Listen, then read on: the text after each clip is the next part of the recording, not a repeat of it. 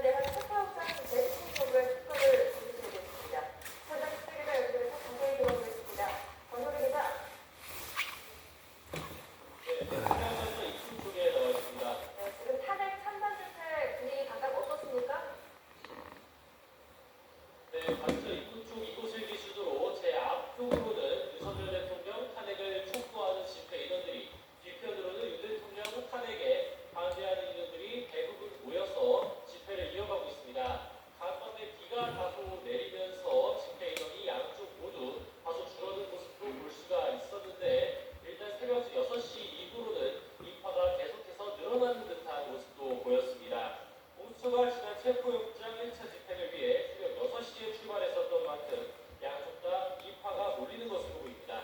찬반 집회 참가자들은 실시간으로 뉴스를 확인하면서 공수처 수사팀이 과천 청사에서 출발했는지 촉각을 세우고 있습니다. 찬성 측은 아직 본격적인 집회를 시작하진 않았는데 공수처가 윤 대통령을 오늘만큼은 긴급 체포해야 한다고 주장하고 있습니다.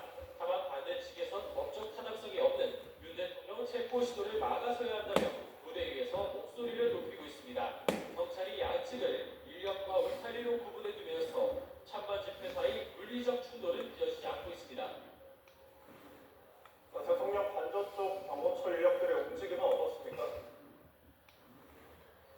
네, 일단 제 옆쪽에 이곳이 보이는 쪽이 대통령 관저 쪽으로 들어가는 신도입니다. 경찰 버스들이 여러 배치가 되기 때문에 대규모 인력이 한 번에 들어가긴 어려워 보입니다. 또 1차 영장 집행 당시 공수처와 경호처가 처음으로 배치했었던 철문 쪽도 마찬가지로 굳게 닫혀져 있는 모습입니다.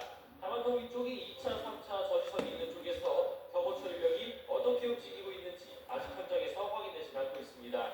1차 체포영장 집행 바로 다음 날인 그제 경호처에서 경내 산길에 철조망을 쳐서 우회로를 차단하려는 듯한 모습이 포착되기도 했는데 경호처 인력들은 오늘 또 안에서 2차 체포영장 집행 여부에 촉각을 세우면서 대비하고 있을 것으로 보입니다. 네, 관저 외곽 쪽의 상황도 한번 설명해 주시죠.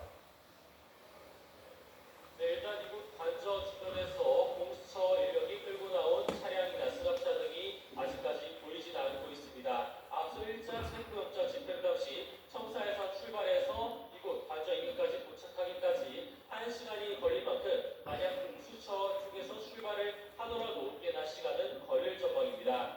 앞서 공수처를 보조하는 역할을 했던 경찰 비상계엄특별수사단으로 보이는 인력도 아직 현장에서 보이지 않습니다. 대신 집회와 교통관리를 위해 출동한 경찰 기동대 인력들만 집회 현장에 여럿 배치되어 있습니다. 경찰 버스들도 관전 쪽 출입로를 위주로 길게 늘어서서 차벽을 세우고 있는데 집회 인원이 계속 늘어날수록 경찰 기동대 버스들도 추가될 것으로 보입니다. 지금까지 서울 한남동 대통령 관저 주변에서 YTN 정인입니다. 네, 헌법재판소가 오늘 8인 체제가 구성된 뒤 처음으로 재판관 회의를 진행합니다. 헌법재판소는 전원재판부가 현재 상황을 공유하고 각종 위원회의 분석 상태를 해소하기 위해 문형배 헌재소장 권한대행이 회의를 소집했다고 밝혔습니다. 이번 회의는 지난 1일 조한창 정계선 헌법재판관이 임기를 시작해 8인 체제가 된 이후 처음 열리는 것으로 주요 사건들의 진행 상황을 신임 재판관들과 공유하고 대응 방안 등이 안건으로 다뤄질 전망입니다. 특히 지난 3일 2차 변론준비기일에서 정립된 윤석열 대통령 탄핵 심판의 쟁점과 양측의 답변서, 의견서 등에 대한 검토, 증인 채택 등과 관련한 사안도 논의가 될 것으로 보입니다. 헌재는 오늘 14일 첫 변론기일을 시작으로 2월 4일까지 우선 5차례 변론기일을 지정한 상황인데 윤 대통령 측은 대통령이 적정한 기일에 출석해서 의견을 밝힐 예정이라고 밝혔습니다. 저는 탄핵 정국 속에 윤석열 대통령의 체포영장 집행 시한 오늘까지입니다. 관련 이야기 윤상훈 변호사와 함께 이야기 나눠보겠습니다. 변호사님 나와 계시죠? 네, 안녕하세요. 김성훈입니다. 네, 영장 기한이 오늘까지입니다. 주말 사이 대응이 보시면